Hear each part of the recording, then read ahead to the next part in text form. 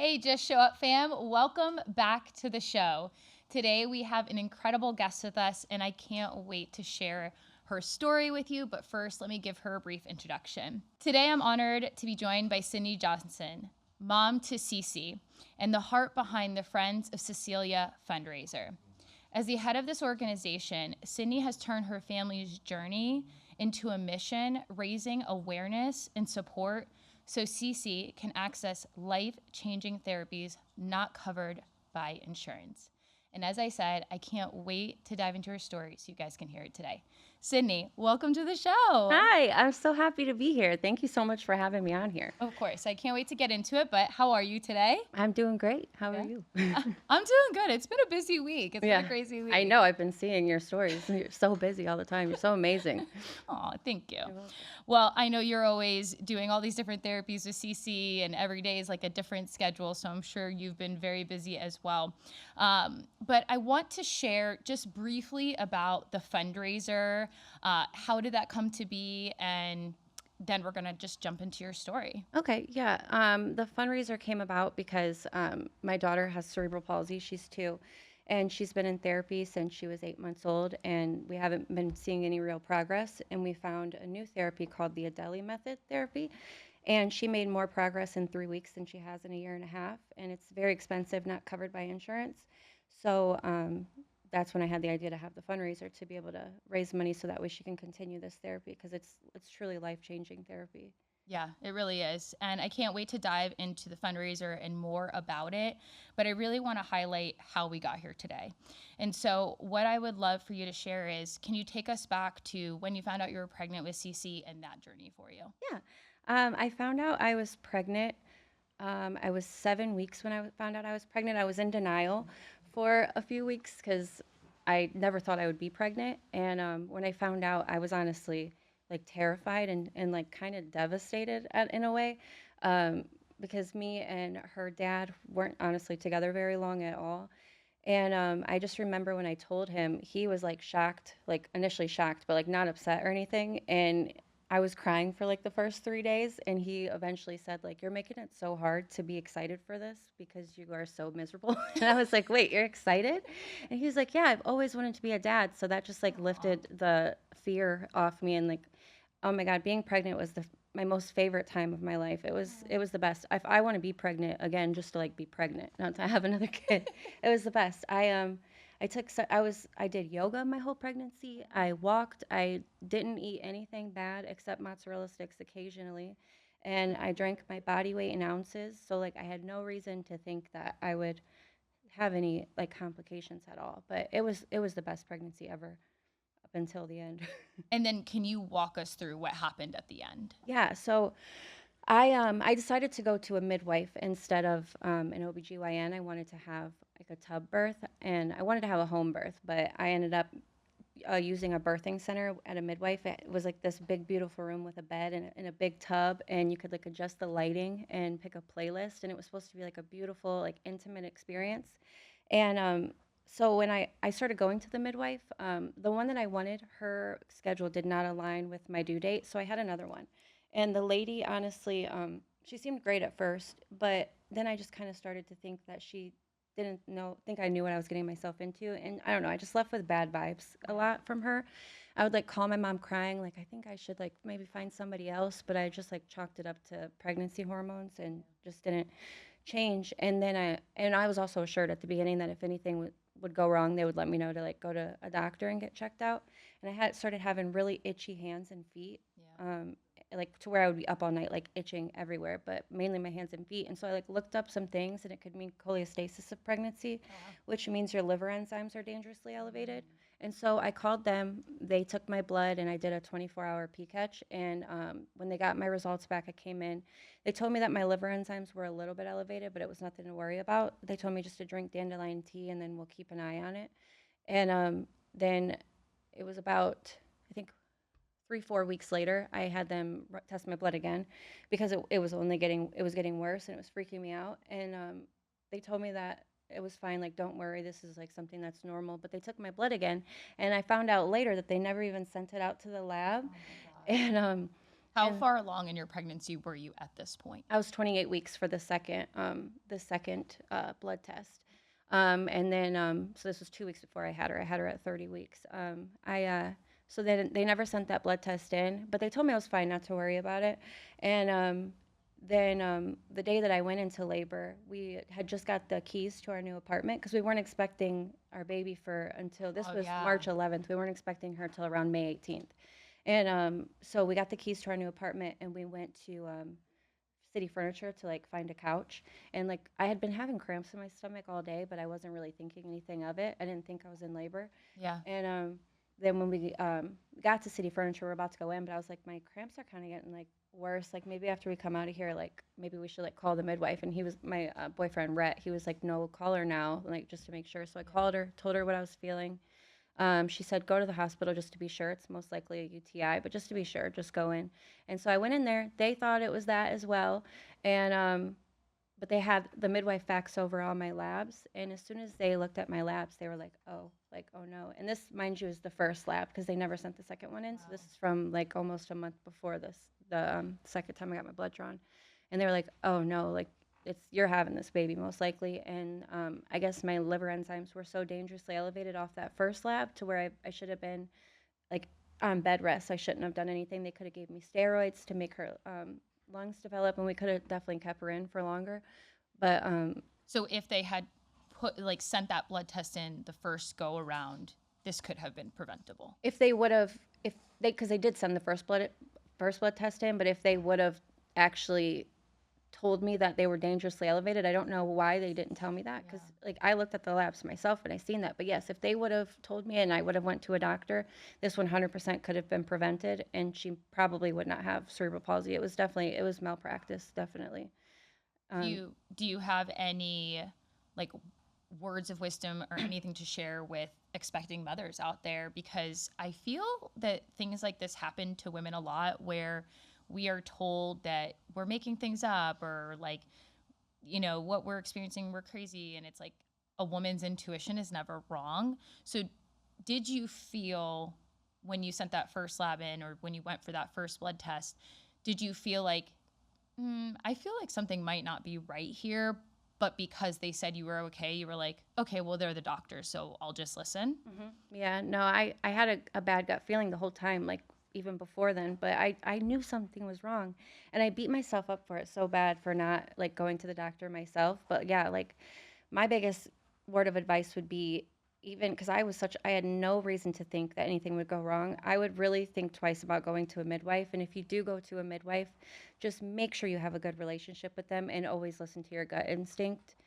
Always. Because, I mean, you're usually right. And if you're wrong, it's not going to be like, at least you got checked out. It's not like anything bad could happen because so many things go wrong with pregnancy and giving birth. And like you don't realize it until like you actually start having conversations with people about it. It's so common and it's so scary how many things can go wrong. Yes. That you probably should just have your baby in a hospital. Like really. I mean, in all honesty, I was one of those women too. I do not have children, but I had always wanted to do the water birth, the natural, because that was kind of, I don't want to say trending, right? But then after I have now been around a lot of mothers, I've heard a lot of complications just in so many areas, especially when they do the home births, that they end up going to the hospital. Mm-hmm.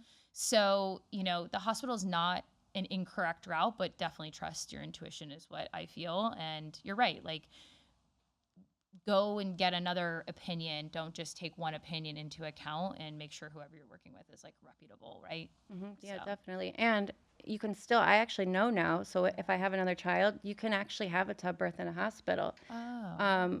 I know somebody, she's a doula, you know her as well, Yeah, Lori. yeah. She can bring tubs to the hospital and Wow. and like you can still have your birth go every way like how you want it to. Like a doula is like kind of like an advocate for you. Like they Yes. make sure that everything goes the way you want it to. So like I know now that like I can still have a baby the exact way I want it to and it can still be in a hospital. So that's a route too. Like you can still have a tub birth, which is so cool. I wish I would have known that before. Yeah, I think like early motherhood and first time becoming a parent is definitely comes with a lot of challenges of you don't know what you don't know. Mm-hmm. You know? Yeah.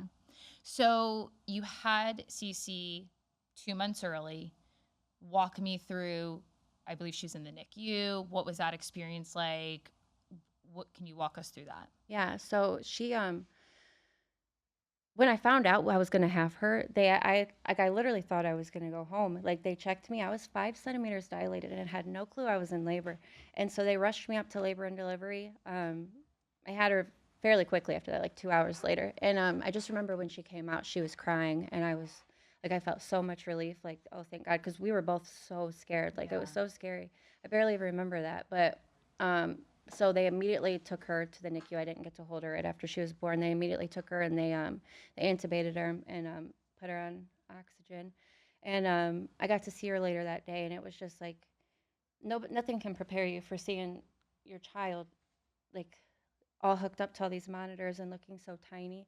And I didn't get to hold her till she was 3 days old. But the NICU stay was so hard, and I I can't even explain to you how hard it is to have your child in the NICU, and like people just expect you to to be like okay with it, like it's not a big deal, but that is so scary, and it's okay to be like a mess while your baby is in the NICU, and it's okay to be there every day. Like it's okay to stay by their side every day.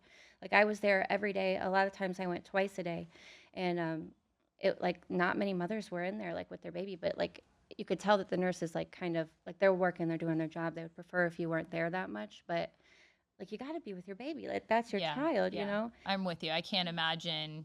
Like we just got a cat and we left it alone for the first time, and I'm like, oh my god, I hope the cat's Yeah. okay. So like, I can't imagine a human baby you just went through this, traumatic experience of like not knowing what was going to happen.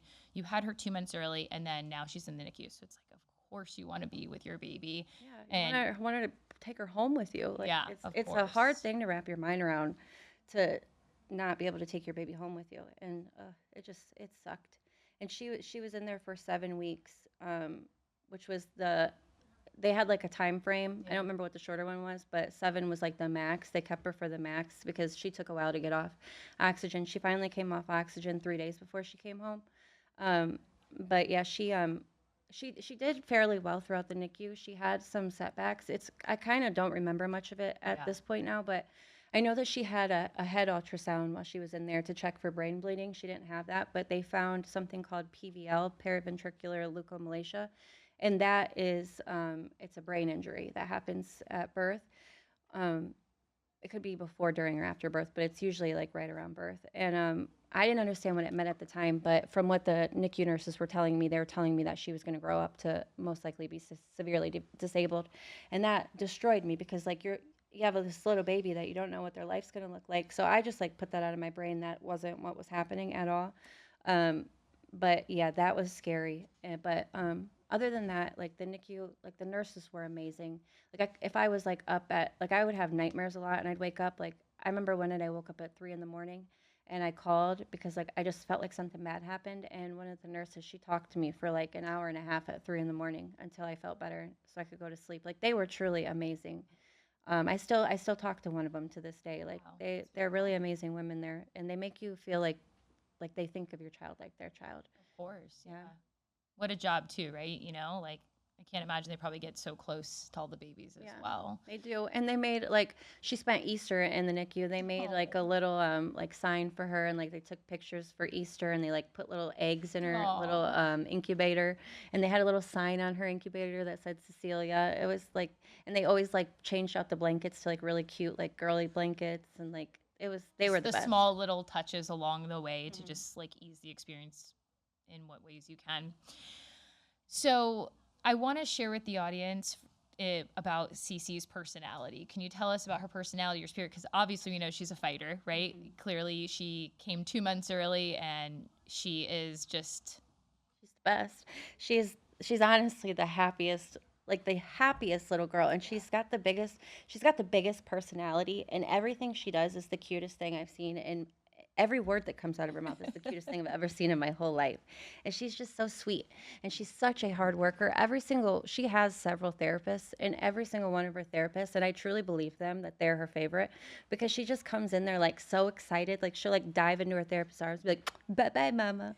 And she'll like she's such a hard worker, and she's so Yeah. patient at the same time. Like Yeah. she's dying to have some, like, she's 2.5, and she's not really doing like walking, or she's starting to sit up finally on her own, like unassisted, and starting to be able to crawl a little bit, but she's dying to have independence, like Yeah. dying for it. But she's so willing to learn and so patient with learning how to get there that, like, it's just like, I don't know, like, she truly doesn't have a care in the world. Like, she doesn't think that there's anything wrong with her, and that helps me so much, Yeah. because like I get really upset about it sometimes. Like, it's hard to know that your child might have like trouble in their life, but like just seeing her, and like her just like everything's great, and like she doesn't think anything's out of the ordinary, so that helps me a lot too. Yeah, she really is a breath of fresh air. Like she's just like you see her, and if you've had a bad day, like she just brings joy. Mhm. And we all love Cece so much, and that's why we're so excited for this fundraiser for her too. And for the audience, I want to share with them if you can give some more context around cerebral palsy and what that means for Cece. Yeah, so cerebral palsy, she has a form called spastic quadriplegia, which means that she's spastic in all four of her limbs, is what I'm almost sure it's what's mean. I haven't looked much up about it because it's hard to read about it. Yeah. But it just means she has no cognitive concerns. It just means that she has muscle weakness. So she has to physically learn how to use every single one of her muscles, even if it, like, even swallowing. Like, she drools a lot because it's harder for her to swallow, but she's getting it. And like, using her hands is going to be hard. Like, fine and gross motor skills is something, like, things that you don't think about, like pushing yourself up into sitting or just adjusting your leg. Like, she has to physically learn how to do that, and you have to drill it into her head, like, over and over and over, for her to be able to, like, her body to be able to do it. And like, she's spastic in all of her limbs, so that means that she has high tone and she's tight in all four of her limbs. But that is something that I actually recently learned, that can, something like spasticity can be turned into strength. That's not something that you're stuck with forever. And I've heard from when she first got diagnosed that that is something that doesn't go away. Like, there's nothing you can do about it. But I'm learning now that that's not true. That it can, like, she's gonna be fine. She's gonna be able to like live a normal life and walk um, at her own pace. But I know it's gonna be able to happen. And you don't, like, a lot of people are just told like the basic like knowledge that you get like when you first find out about something like this, and they just like accept that as how things are going to be. And like, there's so much information out there and so many people that can help you get your child to be able to live up to their full potential and like live a normal life. Yeah. But you just got to be willing to put in the work and get them there, and it can happen. So I want to talk about now how she's in this Adelphi method and it has helped her so much, like leaps and bounds, right? And so I want to share, well, I want you to share about that method versus traditional therapy options Mhm. for cerebral palsy. Can you tell us the difference? Yeah, so the Adeli method uses this thing called an Adeli suit. It's a full body suit. It doesn't go on the arms, but it's like a full body with like straps and bungee cords. And I'm pretty sure it originated, like, the reason it was for people to wear it when they go into space, like zero Oh, gravity, wow. to like retrain the nervous system. Mhm. And they realized that people with neurological disorders, it can help retrain the nervous system, and it can yeah, it just like creates like, I don't really know how to explain it exactly, but it retrains the nervous system to help kids work with gravity instead of against gravity. And traditional therapy, like the therapy that's covered by insurance, they insurance demands quick results on paper over short periods of time. So like, Cecilia, she needs to be able to maybe work on just sitting or shifting balance and sitting for a month straight, maybe. A lot of kids like that need to work on one thing. It needs to be drilled into their brain until they get it. Insurance isn't going to accept something like that, because if they don't see quick like progress over many different areas, they're going to be like, this is a lost cause. I'm not going to cover it. Yeah. So in therapy, a lot of the times, kids with more severe disabilities, it's not going to help them much because the therapists have such a big caseload that they don't have the time to actually sit down and get a personalized plan for your child that's going to help them the best. Yeah. And also, it's just one day we're working on sitting, this day we're working on walking, but we're never actually like getting her to learn anything. She's just getting little bits of it. And also, and the therapists are great. It's not their fault, but Yeah. they also don't have time to like help me have guidance for what to do at home with her, because I'm at home with her more Yeah. than she's at therapy. And this new therapy, like she makes videos for me and like sends them with me, and she like gives me homework of what to do, which is it's so helpful. And like You're and I see the constantly. progress from what I'm doing now too. And that, like, the feeling of being able to finally know how to help her has just finally like got me out of this like dark depression that I've been in, cuz like not knowing what to do to help your baby is the worst feeling in the world. And I finally like am helping her, and I just like can like see like where I need to be, and like I just like know how to get there, and it feels so good. Yeah, I am so, so happy that you found this method, but how did you end up finding it? I'm on the I used to be on the internet all the time just searching for different types of therapy. Like I was trying to find like a neurological physical therapist. I heard somebody mention that before, and I was just like looking it up, and I found the Adele method, and then I ended up finding this lady's page for the therapy that she goes to, and I read about it, and I was like, wow, this is so cool. I looked it up. They do there's literally, I think, only two places in South Florida that do Wow. this. It's not very common because it originated in like using it for neurological disorders in Eastern Europe. The woman that we go to, she actually studied in the Ukraine. They don't Physical therapists don't learn this in America, um, but yeah, so it's not very common. For what I'll say. So once you found this method, like you took her there and you just took a chance because obviously you had to pay out of pocket for this. So how did you even know like this is worth it, or you were just like, I have to just do this? Oh yeah, so actually our daughter's job paid for it. So it was a 3-week intensive therapy. It's extremely expensive, and we were gonna do it, but we're like we can't do it now. And somehow they got on the subject because his boss was asking just like how's Cecilia doing, they know what's going on with her, and he was just saying like my girl just found like this new therapy we're going to try to get her into. And so he asked for the website, he called the place and set it up for us, and it was, in the progress that we seen, it was so crazy. Like we just took a chance with her, and I just felt like I couldn't believe I didn't find her sooner. Like, and I was like, well, like I can't imagine if we would have found her sooner, what she'd be able to do right now. And I've seen so many other kids in there. Like I witnessed a girl take her first steps in there while I was in Wow, there, that's so and beautiful. she has like a similar condition to Cecilia. And I've just heard so many stories from other moms that go there. Like once you do the intensive program, you never leave. You Everyone keep signs them up. there for the rest of their life if you can. Yeah. So, okay. NICU, raising Cecilia with CP, you go to traditional insurance therapies, not working. You find the Adele method, and now we're fast forward to here. You've come out of this deep depression. How do you feel like coming out of this deep depression? Like what has changed for you? I think just the main thing that changed is that I know how to finally help her, and I'm not so scared. Like every morning, like not every morning, that's dramatic, but like a lot, I would like think through the timeline of Cecilia's entire life, and like just like not knowing if she's going to be able to walk, or if she's going to be able to have a job, or like drive a car, or get married or anything. Like I would just spiral constantly. And now that I can like see like clearly that she's going to be able to do so many things, and now her like getting older, she's 2.5 now, and her personality coming, and like just like how smart she is, it's just like I'm able to calm down, and now I can just like see a beeline of like where I want to be. And like I had the idea to have the fundraiser because I was like panicking like the last couple of days of her therapy. Like I can't send her back to these other therapists. We're gonna lose all this progress. So I was panicking. And I had the idea to have a bake sale. And a friend of mine was like meeting me at the place to pick up like her. She has an activity chair and a stander that we had to get adjusted by her to take back home. And so when I walked out, I was just like talking to the other therapist that works there about how I was like having an idea to do that. And she was like, you should just put on a fundraiser. Like I can help you with it. Mm. And then that's when I was thinking about it, and that's when I seen you, and me and you like never even really like talked much, Yeah, but like yeah. I was so excited because I was like, I know what I need to do, and Yeah, like, and I just got the to tell audience is somebody. is going to laugh at this. So please share what you walked up to me and asked me. Yeah. Yeah, so I never talked to Lauren. Like I say hi, like, but we don't never had a long conversation. I Yeah. went up to her. I was like, "Have you ever put on an event before?"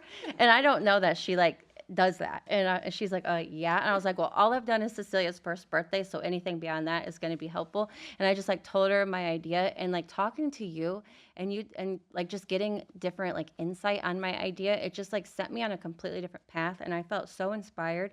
And it was so weird like how like we got met. Like, I feel like everything is just like, Wild. I just got full body I know, chills. it's so Yeah. crazy because I truly had no idea. And then we met up the next day. You were like, "Did you not have any idea?" I don't think you said that, but I told you because somebody else told me. I was like, "That's just so crazy." So literally a lot of these podcast episodes are me like talking about planning, talking about events, talking about planning my wedding. Oh my God. So like people for sure when listening to this are probably like laughing. Like that's so funny. And what are the chances and what are the odds? But what I find to be so beautiful is that you never gave up. You know, you kept having resilience. And how did you find that within yourself to keep going to get to this point? I just, I don't know. I don't see any other option than just do it. Like, I love my baby more than anything in this entire world, and I would do anything. And I just think in a situation like this, you have to truly be selfless for your child, and your child comes first no matter what or how you feel, because it's a lot of work that goes into it. She does, I added it all up, she does about 400 hours of therapy a year, which is a lot. Wow. And but you gotta show up every day for your daughter, and just know that you want her to have the fullest life. And if you don't do this, especially from the age of 2 to 4, when you have cerebral palsy, that is the main time where you really have to like drill all of this into their head if they're gonna like be able to, like, if it's going to be able to like stick with them, and that's when they make the most progress. But yeah, it's just the love for my daughter is what helped me be able to do it. If she didn't have the Adele method, could that be the difference of her possibly not walking? Yeah, I believe that. I mean, before we found it, like, we were telling ourselves like she's going to be fine, she's going to be able to do anything, everything like anybody else can do. But I was like, inside me I was so scared because I'm like, I'm she's truly not making any progress. She's Yeah. making progress in speech therapy, but in physical and occupational therapy she was truly making very, very little progress, like, at all. And it was terrifying me. And I do now truly think that I can like actually admit it to myself that there is definitely a high chance that she wouldn't be able to walk, because there's like statistics show that if if you're sitting if you're not sitting unassisted by the age of 3, you will most likely never walk. But if you are sitting unassisted by the age of 3, you will probably walk around the age of, I think it's 7 to 9 years old. And those statistics aren't accurate, like everything, like not completely accurate. Obviously, like with how much work goes in and like how hard a child is working and stuff, it could be sooner. But yeah, so those statistics really scared me, and like I'm so thankful we found this, because she is almost sitting unassisted now, and she's 2.5. Yeah. So, and I actually heard from a therapist the other day that because she's prop sitting, so she's sitting with her arms down, but she can like shift her weight. And they said that the lady that I was speaking to, she said prop sitting is the biggest indicator that a child will walk. So that made me feel really good too. That's amazing. That's Mhm. amazing. So I wanted you to share a bit more so we could get into like how this fundraiser came to be. So you decided, we had a conversation, and my side of it was I had been wanting to volunteer more, help the community more. So when you came to me, I was like, oh my God, I love Cecilia so much. And I've always liked you, even though we didn't like, have, in-depth conversations. I always thought you were very nice. And I was like, absolutely. And then the next day we met and you're like, I've got this and I've got this and I've got this and I'm ready to go. And we were like, okay, let's do this. And we started to like put the plans together to create this fundraiser. And you obviously immediately got to work with looking for venues and all these things. But I want you to share with the audience what happened next in this story, because it really is like, what a God moment. Crazy. Yeah, I was trying to think of somebody I could text to find a venue, and I remembered I hung out with a girl 5 years ago that was a real estate agent. So I texted her and was like, "Do you know of any venues?" And I was just telling her the story of why I was putting on this fundraiser, and she said, "I actually one of my really good friends runs a nonprofit for medically complex children." And I was like, "Oh, perfect. Like, I'm looking for someone to be a fiscal sponsor, which is just someone that lets you use their 501(c)(3) to issue donation receipts." And so she gave me the girl's number, and I texted her, and I shot my shot, and I said, "Hey, like, I'm doing this fundraiser. I'm looking for someone to be a fiscal sponsor. I'd love if you'd consider it." So we set up a call for a couple of days later, and we hit it off like so well. We were on the phone for like well over an hour. And at the end of the call, she was like, "I'm going to give you two options. Either A, yeah, I'll be your fiscal sponsor, or B, you can join the organization and we can launch the Friends of Cecilia Scholarship, and like this could be like what you do. You could like continue putting on fundraisers to help other children like over the years.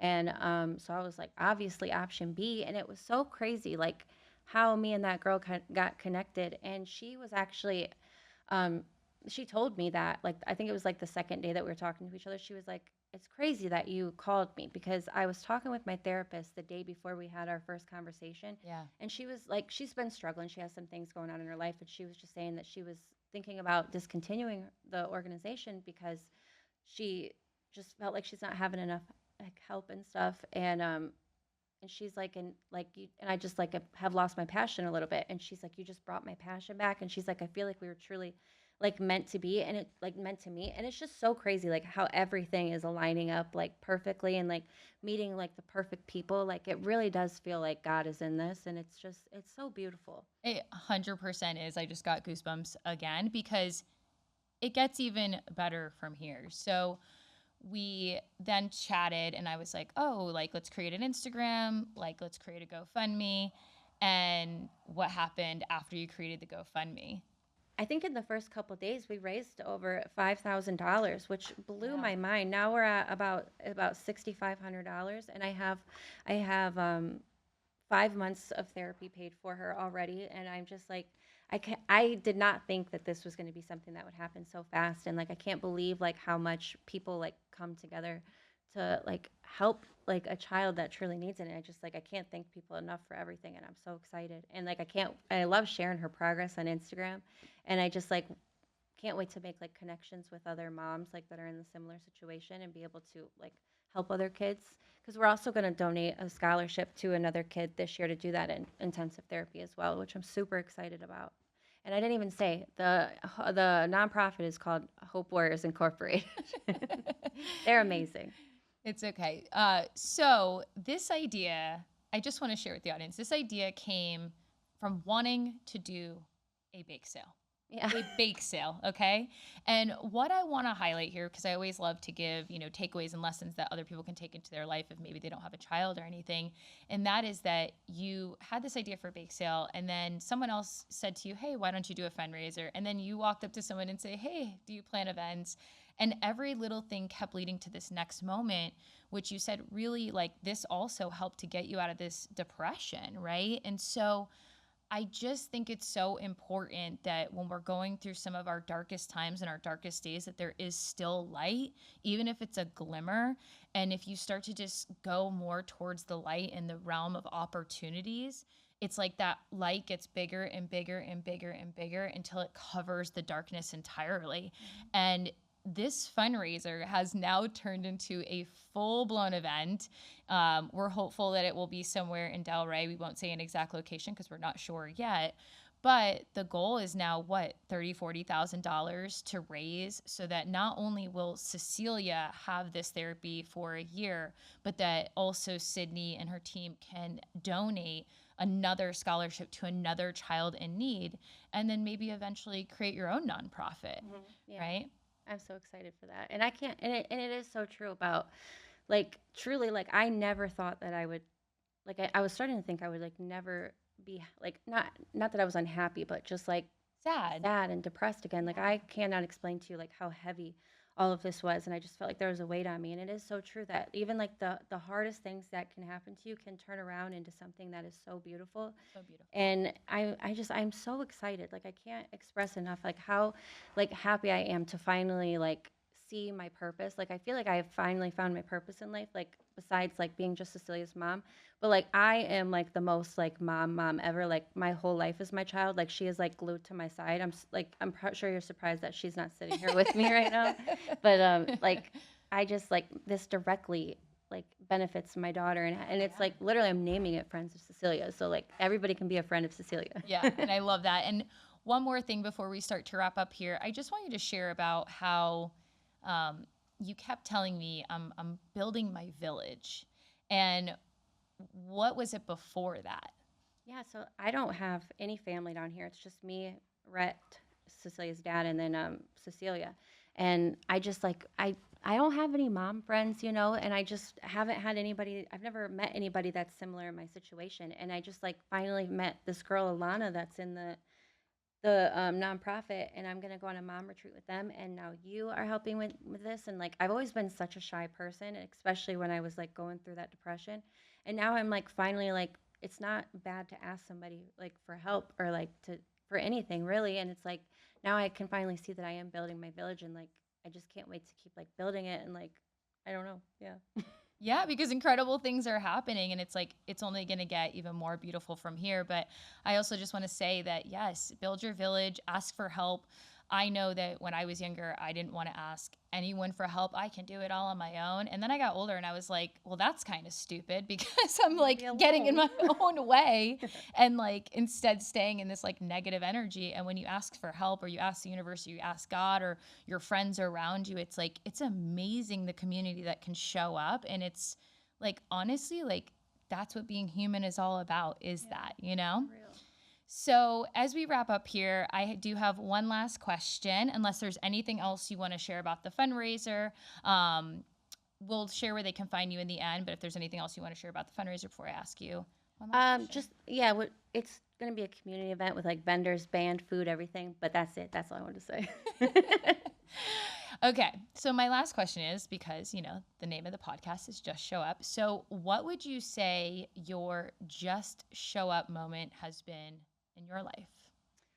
Yeah, my just show up moment is definitely when I had my daughter, and just how I never thought that I could care or love about like love something so much, but every day, like no matter how I'm feeling, I always show up for her. And just yeah, she is my just show up moment for sure. I love that. It's beautiful.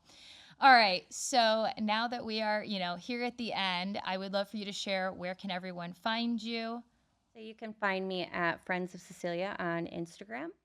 And if you are interested in donating, you can find the GoFundMe at Friends of Cecilia on Instagram. If you are interested in being a part of this fundraiser in any capacity, if you're local in the community, please come down. Please join us. You can volunteer. You can volunteer for the day of. If you know anyone that wants to donate baked goods, coffee, anything from coffee to baked goods to anything else, as well as if you know anyone that wants to donate or be a sponsor for this event, please keep Sydney in mind in Friends of Cecilia Fundraiser.